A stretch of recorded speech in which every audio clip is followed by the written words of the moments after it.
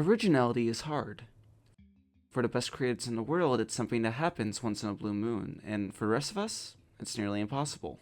Most mediums of art that exist now have been around for a long time. Even the creation of video games predate the majority of the people watching this. One of the worst feelings you can have with art is not hating it, or even being bored by it, but being extremely aware of what it's derivative of. To use a meme that was dated when writing this and will be even more dated when this video comes out, it is all too common for me to be extremely aware of how unoriginal the game I'm playing is. However, there are the very rare times where a game does come out and feels genuinely original, and unlike anything I have played before. Blueprints is not one of these games. It does have influences and concepts you can trace back to other games. What Blueprints does have, however, is an incredibly novel concept that I've never seen before. It is a puzzle roguelike. Now, I have quite a lot of experience with roguelikes. If you tally my hours in Balatro, Slay the Spire, Risk Grind 2, you would get a number that I'm too embarrassed to admit. Puzzle games, however, I have quite a bit less experience in, mainly due to me being very intimidated and self-conscious about my lack of skill in them. Every time I try to play Baba Issue, I get to this puzzle and give up. So going into Blueprints, I had one simple question. How does a puzzle game and a roguelike go together? And the answer I got to that question is complicated. But more importantly, what I got aside from that answer is a really great game that's worth your time. Now, on the scale of puzzle to roguelike, Blueprints is going to have much greater appeal to puzzle game fans.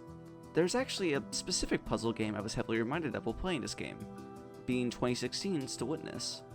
These are both games that have layers and layers that go way beyond what you would initially expect. And in this specific aspect, I think most people will find Blueprints to be a better executed version of this idea. And this will also be the last time that I mention The Witness in this video, as talking about anything Jonathan Blow related is bad for my health. If you're wanting to get into game dev, should you be learning Unreal or Unity? That's someone who wants to get banned from this channel. Blueprints is a really, really great game. For specific people who like puzzle games, I would imagine this will end up being their game of the year. For other people, it varies. Like I said in the title, I think this game is brilliant, but also incredibly frustrating. In fact, there were even points when I started to question if I even liked this game. And pretty much all of my problems relate to the roguelike elements, but we'll talk about that later. Now, let's get into this game. The premise of Blueprints is that you play as a young teenage boy named Simon Sinclair, whose great uncle has recently passed away, leaving you his vast estate. On one condition: you have to find the mysterious Room 46. Finding this room is easier said than done, as the floors in this house change each night. While playing as Simon, you have the ability to choose what room you draft from each doorway, with the goal of creating a path to Room 46. The central gameplay loop of Blueprints is drafting rooms between 3 random options, to make passageways allowing you further into the mansion, as well as managing 4 different resources that allow you to progress. Footsteps show you how many rooms you can enter each day. The number decreases whenever you enter a new room. When that number reaches 0, it automatically ends the run. Gems allow you to build rooms with a gem requirement, which can range from 1 gem up to 8 gems. Keys allow you to open locked doors. Doors being locked gets more common the further you get into the mansion. And finally, coins allow you to buy different resources and items. A large portion of Blueprints is managing these resources as you find different rooms. However, this aspect of the game can only be as interesting as rooms themselves. Rooms in this game are divided into 6 categories. Blue rooms are the basic type of rooms that will usually have 1 of each resource, usually keys. Green rooms are rooms that visually have an outside area and will contain both gems, and dig sites where you can use a shovel item to dig for resources. Purple rooms are better rooms and will usually increase your step count. Orange rooms are hallways and will have any resources but will have more than 1 entrance, allowing for you not to draft a dead end. Yellow rooms are shots where you can spend coins for stuff. And finally, red rooms are rooms that will give you a negative effect when drafted. Why would you ever want to draft red rooms? Well, usually it's because they will have quite a few entrances and exits, meaning they will usually open up different pathways for you. There are other reasons to draft these rooms, but we'll get to that later. What all of this means is that the majority of what you will spend in Blueprints doing is decision making.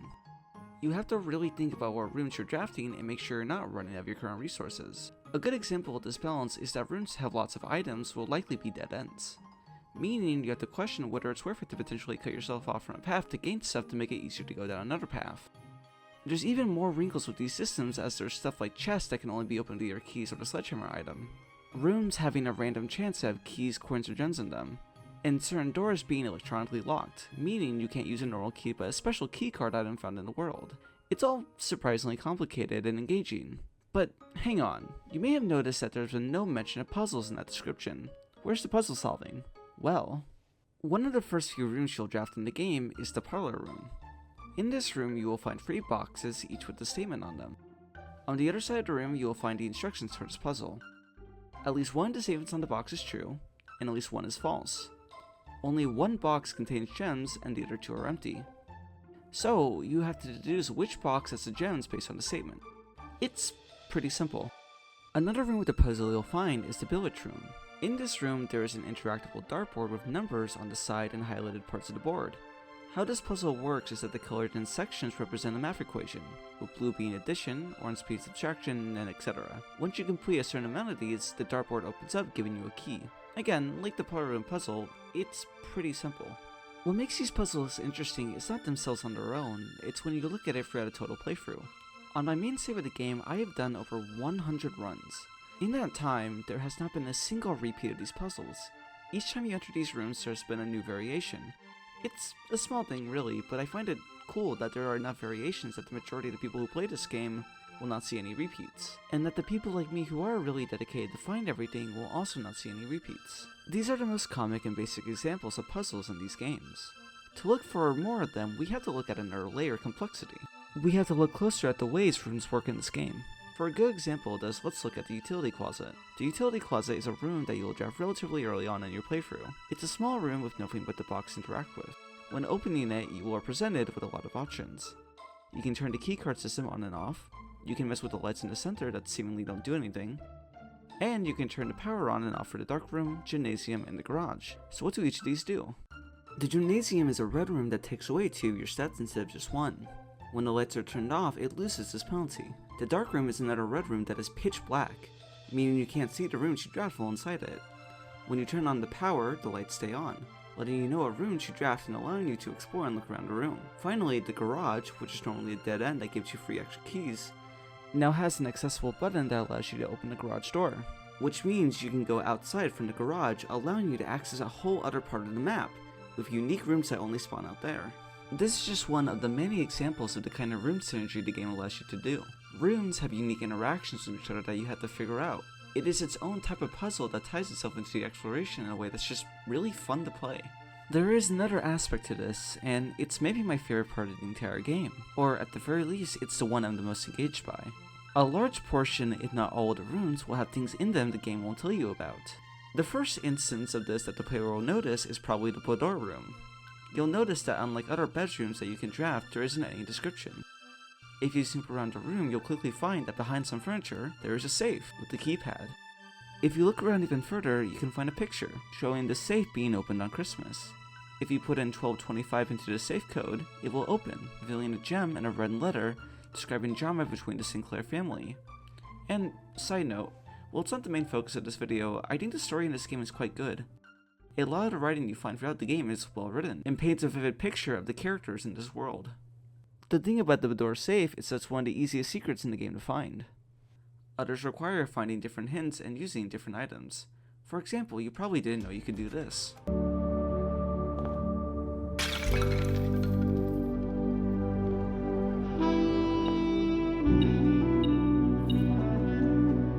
Hell, I'm not even sure I found all of them, and I've played this game for almost 50 hours. I'm pretty sure I have, but I'm always wondering if the rabbit hole of this game goes even deeper. So, if the goal of the game is to get to room 46, how do you achieve this? Well, there's a surprising amount of answers to that. One of the rooms you can draft in the game is called the Foundation. This room is important because it doesn't reset each day. It's a new permanent addition to the house. In the Foundation, there is an elevator that takes you down to the basement. Inside the basement, there is a door that you are unable to open. The key for this door is in the antechamber. Seems simple enough, right? Draft a room going into the antechamber and... oh no. The doors to the antechamber are sealed off, with no clear way to open them. What you need to do is find the levers throughout the mansion and open at least one of them to open one of the doors. The 3 levers are at the room with the 7 great doors. In the greenhouse, there's a broken lever that can be fixed if you find a lever for it in the mansion. And finally, there's a lever in the secret garden. that can only be opened if you use the secret garden key on the right side of the house, where you can then finish this puzzle to unlock the lever. Once you enter the antechamber, you can find a key with a note hinting at you to go down to the basement. Once you enter the basement, you have to do a puzzle involving moving these crates to get to a button. This section is honestly a little janky, but thankfully you only have to do it once. You then get to this massive room with a cog in the center.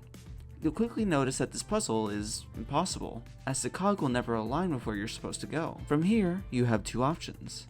Option 1. Remember when I mentioned the new outside room that's unlocked via the garage? Well, one of the rooms that can be drafted inside this area is the tomb. Inside the tomb, there are 7 statues that can be interacted with. Do these in the correct order, which you can find in a chapel, and you unlock the secret door that takes you to a different spot where you can align the cogs allowing you to cross. Option 2. Find the pump room, which is unlocked by drafting the pool. This room allows you to control the water level at different parts of the house. Get the reservoir to the 13th level, which will allow you to use the boat you found to travel to the same place that the secret tomb entrance takes you to. This is another aspect of the game that I really like. Having multiple solutions for room 46 helps add variety. It makes it so that runs can be more varied and never feel samey. It also helps with stopping you from getting locked out being able to progress, as you're pretty unlikely to miss all 3 levers if you're looking for them. From here, you simply walk down this hallway till you find the final antechamber lever, which opens the final door to room 46. From here, you get to do the walk all the way back to the antechamber. Hopefully you have enough steps. Once entering the antechamber, you're able to get inside room 46, get a mysterious cutscene that you probably don't understand, and roll credits. Congratulations, you have completed Blueprints. You're done. There is nothing left to find at all. Yep. Except, what was that red door you passed near the end you couldn't open? And why was there 6 doors at the final lever? And what was the point of all those music sheets you found throughout the mansion? And what's with all the stuff outside? And worst of all, why did the game end before you could even enter room 46? Oh no. Is there actually a lot more to this game? Yes, there is a lot more actually. In fact, if you only got to room 46 and missed on a lot of the other stuff, you would only have completed like a third of the entire game. Finding room 46 is not an end state. It's completing the first layer of something much deeper and complex. And this is where I have to change tune a bit and get more specific about my own experience with this game. I got to room 46 later than I think most people who play this will. The main reason being that I kept getting sidetracked and focused on the other secret stuff that I kinda lost sight on even finding room 46. When I finally got there, it was a very satisfying experience for me, and honestly could have worked as a bookend on the experience. I was really happy with the time I had with this game, and I was willing to just stop here. But at this point I was already very aware that this wasn't the full game and there's a lot more stuff to find. But that is where the cracks started showing for me. Blueprints is a roguelike puzzle game. I said that at the start of the video, and I'd spent the majority of this script so far trying to justify that design choice. Trying to show that it does work really well, because for the most part, it does. However, the game post finding room 46 is where my patience starts to wear thin and I sour on the roguelike elements. It is an all too common experience, one that I think a lot of people who have played this game will agree with, to know the solution to a puzzle, but not get the rooms or the items required to solve it. In a normal puzzle game, if you get stuck on something, you can go find other things to work on. In Blueprints, you can also do this, but it's complicated by the resource management element. The inherent process of looking for a different puzzle is gamified, and I'm not fully sure it works.